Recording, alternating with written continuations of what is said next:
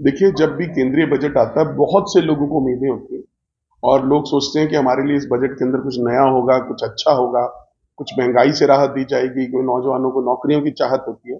पर इस बार का बजट भी पिछले सारे बजटों की तरह एक तरफ से फ्लैट बजट था, नीरस बजट था, उस बजट के अंदर कोई दम नहीं है। आप देखिए, मिडिल क्लास जो है बहुत पहले महंगाई की मार से पिस रही है। मिडिल क्लास को उम्मीद थी कि आयकर की जो छूट है उसको बढ़ाया जाएगा और ग्रेजुअली ये बढ़ती रहनी चाहिए, क्योंकि जिस तरीके से लोगों की खर्चे हो रहे हैं उस तरीके से वो उस तरह के आय उनके पास नहीं है, तो बचा कुचा जो पैसा होता है वो टैक्स में चले जाता है। तो लोगों को बहुत उम्मीद थी, उसके अंदर कुछ नहीं किया गया। इसके अलावा बहुत से लोगों को यह था कि नौकरियों का सृजन किया जाएगा, महंगाई कम करने का कोई फॉर्मूला दिया जाएगा, पर कुछ भी उसमें भी नहीं हुआ।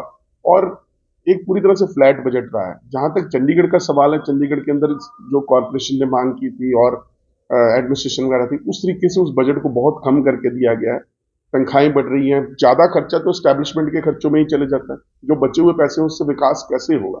और चंडीगढ़ की जरूरतें बढ़ रही हैं। मेरा तो ये मानना है कि शायद जो सेंट्रल गवर्नमेंट है उसका फोकस चंडीगढ़ नहीं है, और चंडीगढ़ सबसे one of the most beautiful cities of India है और नेहरू जी और प्रताप सिंह कैरो जी द्वारा बसाया गया था। इसको सुंदर रखने के लिए बहुत ज्यादा पैसों की जरूरत होती है, पर उस तरीके की सोच शायद सेंटर की नहीं है। उसे चंडीगढ़ को किसी एक आम शहर की तरह ट्रीट करते हैं और इसके बारे में कोई विशेष ध्यान नहीं दिया गया। कोई यहाँ से जो उन्होंने बजट एस्टिमेट्स बना के भेजे थे उसके ऊपर कुछ भी जो है वो रियलिस्टिक फिगर रिलीज नहीं की। सही बात तो यह है कि निचले स्तर पर लोगों को राहत नहीं मिल रही है।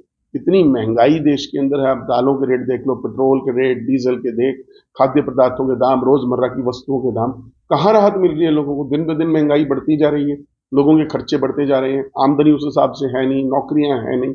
आप यथार्थ की बात करो ना, आंकड़ों में लोगों को उलझाने की कोशिश मत करो, लोक लुभावने शब्द बनाकर नई चीजें देने की कोशिश मत करो। देश की जनता सब जान चुकी है।